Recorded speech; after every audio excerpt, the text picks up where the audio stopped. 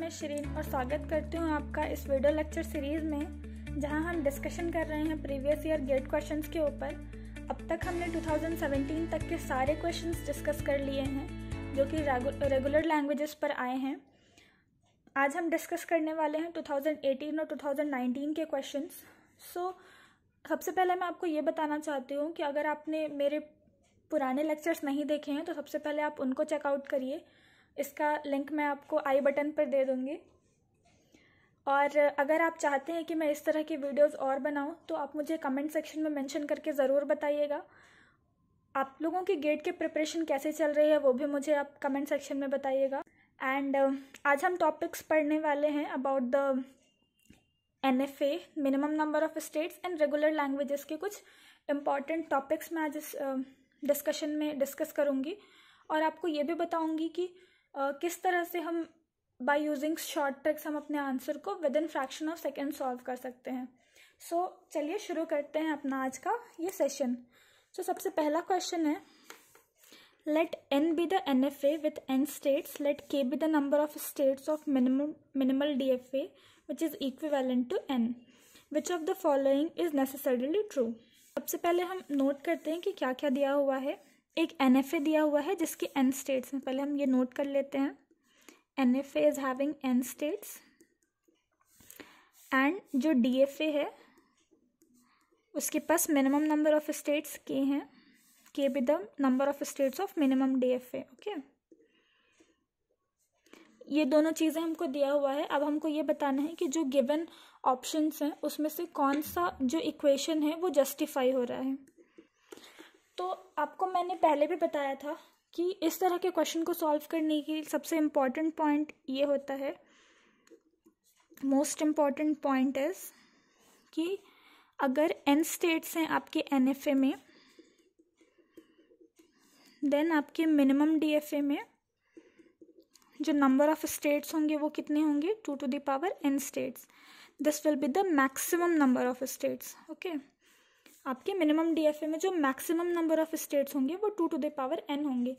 तो क्योंकि यहाँ पे NFA का जो दिया हुआ है वो दिया हुआ है n स्टेट्स हैं और जो आपके DFA का दिया हुआ है वो है k स्टेट्स, तो इस इक्वेशन से आप डिराइव कर सकते हैं k स्टेट्स मतलब क्या हुआ।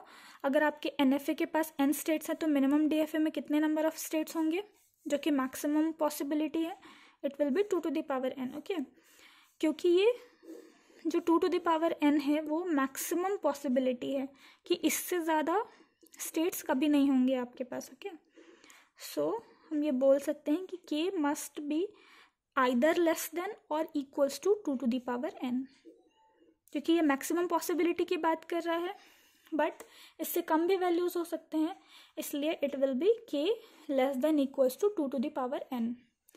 हमारा राइट आंसर क्या होगा, option D will be the correct answer.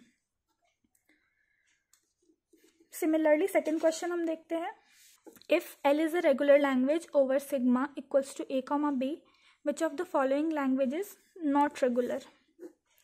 तो इस क्वेश्चन के लिए भी सबसे पहले मैं आपको एक मोस्ट इम्पॉर्टेंट पॉइंट डिस्कस करना चाहती हूँ।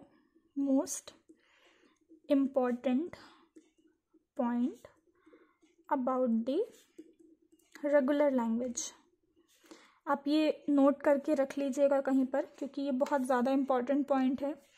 कि first point, if L is regular, क्योंकि यहाँ पे L एक रेगुलर लैंग्वेज के बारे में बताया हुआ है, तो अगर कोई L लैंग्वेज गिवन है, अगर वो रेगुलर है, then first point L to the power R, इसका मतलब होता है रिवर्सल ऑफ द लैंग्वेज। अगर कोई लैंग्वेज L रेगुलर है, then L to the power R means reversal of that language is also regular. Second point, prefix of that language is also regular, and third point is suffix of L is also regular।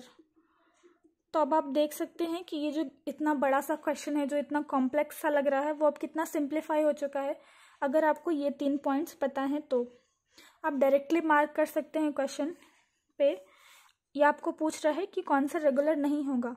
तो अगर आपका language L regular है और reversal of that language भी regular है तो दोनों का कंकैटिनेशन भी रेगुलर होगा। It is true. Prefix of that language L is also regular, ये भी रेगुलर है। Suffix of L is also regular. तो सिर्फ ये ऑप्शन हमारा सी बचता है जो कि नॉट रेगुलर होगा। इसको हम सॉल्व करके भी देख सकते हैं। Here W to the power R is reversal of the word not the language, क्योंकि यहाँ पे वर्ड की बात कर रहे हैं ना कि लैंग्वेज की। तो हमको यहाँ पे केयरफुली देखना है कि W अगर हम लेते हैं AB, it means W to the power will be BA, उसको रिवर्स कर रहे हैं हम। सो अगेन यहाँ पर एक तरह से हम कह सकते हैं कि डिपेंडेंसी है, और डिपेंडेंसी कभी भी रेगुलर नहीं होता है। So it is not a regular language. तो इस तरह से हमने अपने आंसर को भी जस्टिफाई कर दिया कि option C will be the correct answer because it is asking for not regular. I hope आपको ये दोनों क्वेश्चन समझ में आया होगा। हम अपने आगे आने वाले सीरीज़ में 19 एंड 2020 के भी क्वेश्चन सॉल्व करेंगे। और बस हमने अभी रेगुलर लैंग्वेज के पोर्शन को कवर किया है। अभी हमको बहुत सारे टॉपिक्स कवर करने हैं, जैसे कि CFL। हम CFG के बारे में भी डिटेल में डिस्कस करेंगे कि CFL क्या है, CFG क्या है, recursive language, CFG, CFL, recursive enumerable, इन सारे टॉपिक्स पर भी अभी हमको क्वेश्चंस डिस्कस करने हैं। सो आप इस चैनल पर बने रहिएगा। और अगर आप चाहते हैं कि आपको जब भी मैं वीडियो पोस्ट करूं उसकी तुरंत नोटिफिकेशन आपको मिल जाए, then please do subscribe to my channel. या stay safe and keep learning, and all the best for your exams. Thank you.